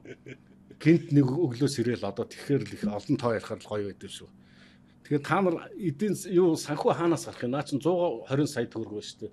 Их 80 төгрөг байна шүү дээ гэхээр гадаадын хөрөнгө оруулалт гэж авилгал тийм үү? Авилгал Венесуелийн хэмжээнд очсон, Бангладешийн хэмжээнд очсон Монгол оронд гадаадын хөрөнгө оруулалт нэг ч орж ирэхгүй. Гадаадын хөрөнгө оруулагч хулгай дээрм хийж байгаа улсад нэг ч орж ирэхгүй. Өнөөдөр одоо орж ирдэг гадаадын хөрөнгө оруулалт бол уул уурхаан ор учраас уул уурхаар орж ирж байна. Гэтэл уул уурхаан гадаадын хөрөнгө оруулж орж ирэхээр 33% бид нар аавна гэдэг ингээд сууж байгаа улс руу ороод тэр би дээрм дэтгэе гэж байгаа ийм одоо өрөвдөлтөй юм биш. Энийг хэлж байгаа ярьж байгаа хүн алга ярихаар хүмүүс нь ойлгохгүй. Нэг нөгөө үнэхээр нэрээ эдийн засгийн хуулийн хүн байгаа гэж би яг 10 жил яриад одоо сүүл би ч бас нэг залуу байлаа шүү дээ 10 жил. Залуу байлаа тий. Нэг 60 70 нийтлээ ичлээ. Юу болгондоо ярьлаа. Их хурлыг би танаа дарах чи их итгэл найдвар өгдөг гэсэн их овоо залуудаа энэ төр гээд. За одоо гарч ирээл алах юм байсан байхгүй. Тэгэл ямар сайнтай би тэр Японы судлаачийн үгээс бол нэр энэ монголчууд ёс зүйн улсууд юм байна л гэж ойлгосон. За Магна Чимбах тэгээд басар төгсгөлийн Үгүй л. Төгсгөлээ. Заал. За ерөнхийдөө нэг 3 юм байна л да. За нэгдүгээрт нь одоо үнэхээр өдөр нь маасараас мэдлэггүй байна л да. Буруутгах хэцүү тий. Тэгэхээр түрүүчийн асрын хэлдэг шиг бүдэн оюун сайн одоо хувьсгал бас хэрэгтэй байна. Тэрийг мэдээж ганцхан улс төрийн гэлгүй танин мэдгүй шилжүүлэх ухааны тэр түгэх маш чухал. Нөгөө талд нь юу вэ гэвэл энэ улс төрийн намуудын маш том юм сүлжээ байгаа. Улс төрийн төрийн албаагч дарж байна, сум дайрч байна. Сум бол ерөөсө 2 хуваагдсан гэх тий. Энэ сүлжээг багасгахгүйгээр уус энэ өөрчлөгдөхгүй байхгүй. Ягаад гэвэл түрүү жахаа хэлсэн шиг үнэхээр хоолны нөгөөд байгаа учраас хүмүүс хоолноос салахгүй байхгүй. Ямар нэгэн байдлаар 3 хүний 2 нор халамж авч шин. Эн чинь ерөөсөө энэ нөгөө нийгмийн хорт хавдар байхгүй. Энийг саллах хамгийн чухал байна. Энийг саллах нь 3 дугаар асуудал нь төр өөрөөсөө баг болох асуудал. Яаж баг болохыг бол одоо 8 тодорхой 8 яамтай гэдэг шиг тэгээд энэ төрийн албаа хаагчид алуу нь байхгүй болоход өөрөө автомат энэ чинь ирүүлчихнэ. Тэгээд төрийн өмчн байхгүй болох. Тэгэхээр энэ дээр зөрөгтэй юм хийх л асуудал байгаа байхгүй юу? Ерөөсөө энэ 3 юм. Тэгэхээр сүүлийн 2 нь бол маш хэцүү. Одоо би түрүүн анх хэлсэн шүү дээ. Нөгөө бид нар ингээ анх ингээ 330 100 сум болохыг энд хүн ууртаад хэлсэн чинь сумын алга болохгүйгүй маа. Энд бүтцийн багцах яг ерөнхийдөө зөвшөөрөө явж исэн. Эн чинь юу гэвэл баг угаар эхэлж байгаа байхгүй юу? Одоо чинь бас өндөрөө заяа артай намын одоо шинэ залуучууд бас зөв юм яриад эхэлж штэ. Учрал байна. Сайн зургийг үн тэ зарим юмнуудыг эн чинь юу гэвэл дотроосоо бас эрүүлж эхэлж штэ. Бид нар бас арцтай нам байна, арцсан нам байна бүгдийг буруутгах шаардлагагүй байхгүй юм чинь зөв юм байна. Зөвүүгээ төвчөд ихгүй бол өнгөрсөн 30 жилдээ бусдын хийх гэж байгаа шинэ залуучуудын хийх гэж байгаа юм чинь хүн намд ч юм уу ингээд буруугийн дараа зөвхөн та нарт ингээд нээж чинь захид орчлож бид нар ороод бас юм хийж байгаа байхгүй юм чинь. За эрчим хүч чинь маш чухал юм жишээ нь хараад байдлаас геополитик хөв жишээ энэ өнөөдрийн дайтай байгаа үед их шинжлэх хөрөнгө оруулалт орж ийн. Их мэтлэн бид нар нөгөө ирээдүгөө өөдрөгөр хараад цаашдаа та нар ингэсэн бид нар ингэсэн ингээ үсэг нэгэндээ дигээ тавиад 2 3 нийлээ нэгийг ингэдэг ч юм уу эсвэл одоо хамтсан засаг гаргахаар тэрэн зөв буруу гэдэгтэй биш. Нөгөө ийм байхгүй. Одоо тэр биш тэрнээ та гурав гэдэг. Энэ нөгөө нэг асуудал нь юу вэ? Хийж чадах уугүй бид нар харах чадахгүй бол зөвхөн болдгүй юм байна. Аль нь чадсан. 3 арснаа дүгнэлттэй болох ёстой. Тэгжээс нөгөө юм ярихгүй бол энэ дээрс нь ямар шийдвэр гаргаж байгаа, ямар шийдвэрийг гаргахгүй. Түрүүнд тэгжээс тэр 20 жилийн хугацаатай одоо Оросд өгч штэ. Тэрэн дээр ганц дугуурсан Оросын хурлаар өнөөдөр өглөө Улсын хурлын хүн намын зөвлөлийн дараа найдлаад дугуурсан. Яг энэ бол маш болохгүй юм байна. Энийг эргэж хараач энэ дөр нэсрүүчин. Гэх мэтлэн юмуд байна. Гэхдээ зөндөл юм байна. Одоо сайн нь ярил сайн нь ярмуу. Тэгэхээс бид нэрс энэ 3 юм байна. Эдгээрс нь гигээ соён гэгэрүүлэх асуудлууд байна. Хоёрдугаарт энэ бүтцийг байхгүй болох асуудал, гуравдугаар төрийн оролцол байхгүй болох. За ч юм байна. Энэ дараа нэг гүйцэтгэх мэдлэр тусад нэг яриа болохгүй бол энэ улс төрийн үзэл баримтлал бол энэ хэрхэн зохион байгуулах вэ гэдэг юм бол ордгол үзэл баримталтай. Тэгээ хамгийн гол нь улс төрийн нам бол ажил олгодог, хүний нөөц мөс бэлддэг. Тэгээ ажил олгодог байгууллага биш шүү дээ. Хамгийн түрүүнд энийг л ойлгох хэрэгтэй байна. Тэгээд нөгөө Маргарита Тичер алдардаг байгаа шүү дээ. Улс төрийн үзэл баримтлал бол зөвшөлтөж ойлголтдог 8 нэрэгцэл биш хатуу илтгэл өмчлөлийг хэлдэг. Тэгээд мэдээж духан дээрээ Сарната Байшингийн зохион байгуулж байгаа 20-50-аар тий 20-50 гэдэг нэг нь данхан толгойн нэг юм байгаа шүү дээ. Тэрнгөөр бүх намууд улс төрийнхөө мөрийн хөтөлбөрийг боловсруулалт энэ галзуур л байхгүй юу. Тэгвэл нэг л нам явсан дээр шүү дээ. Тэгээ ийм галзуу мэдрэл муутай ийм эрүүл бус сэтгхүүдтэй хүмүүстэй ингээд явах аягүй хэцүү гэдэг юм а. Тэгээд нэгт хоёрч юу вэ гэхээр энэ хамгийн нэг яаралтай бидний хийж ялангуяа улс төрийн намууд болох гэж ингээд улс төр хийх гээд улс төрийн нам амд ороод байгаа хүмүүс хийж хамгийн түрүүнд өөрсдийнх нь хийж чадах юм бол нэг тэнцээ орол хоол моол идэл хулгай дээрэм хийнэ гэж бодхоос илүү дээр нэг ялангуяа манай энэ хасар амраа дүүнэр орчуулад гаргаад ирдэг тэр номнуудаас нэг ганц нэрийг олоод үзээд харчаасаа гэж хүсдэг. Яах гэж улс төрийн нам орох гээд байгаа. Яах гэж би энэ улс төрийн үзэл баримтлалыг сонгох ёстой гэдгийг ингээ ойлгоо харчаасаа гэж боддог. Одоо бол тэр 90 онд ах нарын авчирж ирсэн тэр арчилсан эрхчлөөний хувьсгал юу биш байхгүй юу? Маш олон номнууд орчуулгдсан. Тэгээд энэ би бол адгалаад харахгүй би ингээд Google Translate руугаа ороод ингээд олон улсын мэдээг ингээ англиас монгол руу нь оруулж аваад ингээд сонсоод ингээд ойлгочдөг байхгүй юу. Тэгээд одоо хардаг залуучууд их болцсон бүгд л харж байгаа шүү дээ. Тэгэхээр ингээд бүгдөө л ингээд тэрийг ингээд Google Translate руу оруулаад ингээд юу болж ийн яаж ийн гэд Хэмэл ой ухаан гарсан байна те. Ингээд үзчмээр байгаа юм. Тэгээ яах гэж улс төрлөө ороод байгаа гэдгийг их ойлгох хэрэгтэй болчиход байгаа. Тэгэхгүй болохоор болохгүй байгаа.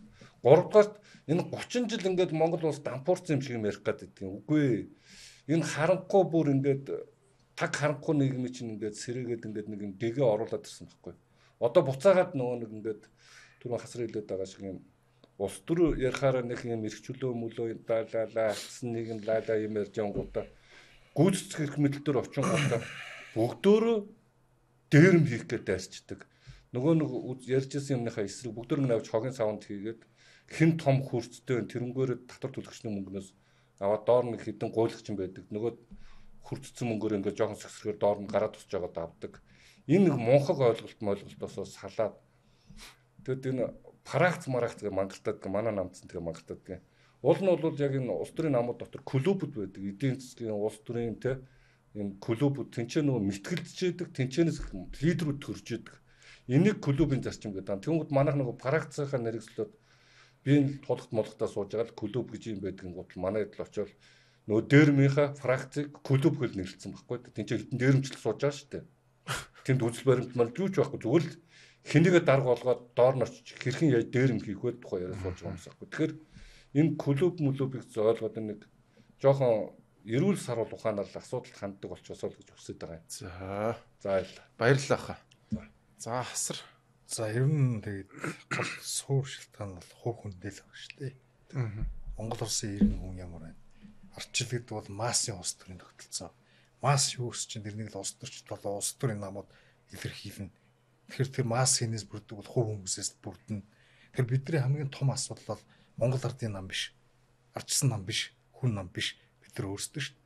Бид нар өөрсдөө амьдралд эзэн байх тэр сэтгэхүйтэй баймаар шүү дээ. Бид нар бусдад өөрсдийнхээ амжиргаагаа даатгаж харж ойлгомжтой шүү дээ. Амжиргаагаа даатгах юм бол тэгэл эзэн бидний амьдралыг одоо хараат байлгаж байгаа тэр хүн одоо нөгөө гэрийн хичээмэл амьтдаа ямар ч ааш гаргаж болно л үсттэй. Тийм л асуудал болчихсон. Тэр нөгөө асуудал нь юу гэхээр энэ бид өөрсдөө ялдарсан юм аа. Хувь хүнийхээ төвшөнд ялдарсан учраас улс төрчид ялдарчаад байгаа. Улс төрчид хаач хизэж иргэний төлөө явдаг тийм түүх хүн төрөлхтний түүх нь байгаагүй. Улс төрчдөө иргэдэн хязгаарлаж исэн түүх байдаг болохоос улс төрчид нь иргэдээ одоо хөтлөө зааварчлаа зам гаргаад явж исэн тийм түүх хаач байхгүй. Тэгэхээр бидний дайсан бол бид өөрсдөө Туркийн модернизацийн эцэг одоо Кемал Мустафа Ататүрк гэсэн чинь Туркийн дайсан бол Турк гэдэг шиг Монголын дайсан бол Монгол, миний дайсан бол би. Бусдаас биш өөрсдөөс буруугаа харъя. Амьдралдаа эзэн болъё. Ер нь дотооддоо сүрцэн, дотооддоо хүмүүс нь язарсан улс гадны өгөөш болдог. Тийм учраас Орос, Хятад гэх мэт бусад хүчин зүйлсэд буруу өгөхөөс өмнө өөрөөсөө буруутгах. Өөрсдөө чадах хүрэндээ юу хийж чадах тэр болгоно болхий. Зүгээр л наацх нь өөрийнхөө амьдралыг аваад яв. Өөрийнхөө амьдралыг аваад явах гэж байгаа тэр түүх зэрэглэст рүү бити довтолтаар өөрийгөө л хижээ. Тэгвэл та тэгэл эрхчлөөтэй. За баярлалаа. Тэгэд өнөөдөр бол одоо нөгөө буддагийн хэлдэг тийм ээ. Нөгөө зовлонгийн шалтгаанаа бас нэг хайсан ийм подкаст боллоо. Тэгэд маш их баярлалаа. Тэгээд би ч одоо их л олон хүнтэй энэс бол хэрэлдэж уралцж муудалцлаа. Тэгээд мэдээж аль намд нь л айгүй сайн залуучууд зөндөл харагддгийг. Тэгээд ер нь бол энэ үгээр дуус гэж манай хасан хэлсэн үг шиг санагдаж байна. Ер нь ямар ч үзэл санаагүй нам гэдэг бол дээрмийн бүлэглэлээс өөр ямар ч ялгаа байхгүй гэдэг. Тэгэхээр үзэл санаагүй нэгдэж нээсэн хүмүүс бол тэгэл дээрм хийх гэж л очиж байна. Одоо Айн Рэнд. Оо за. Тэгээд манай даваадарч ах зүрх хэллээ. Тэгээ ер нь яаж ийм дээрмийн бүлэглэл болчиход байгаа юм бэ гэдгийг бүр ингээд өөрөө яг хажуунаас нь ингээ хараад байна шүү дээ. Яа гэдэг амар тусч энэ гэдэг ингээ хараас байгаа шүү дээ. Тэгэхээр ийм болцсон байна. Тэгээд мэрэгдээ та бүхэн бас өөрсдийнхөө мэдлэг мэдээллийг нэмэрэй л гэж хэлээ дээ. Тэгээд өнөөдрийн подкаст маш сонирхолтой болсон бах. Ийм халуун яриа өрөөсөн подкастууд улам олон болоосаа баярлалаа. За баярлалаа.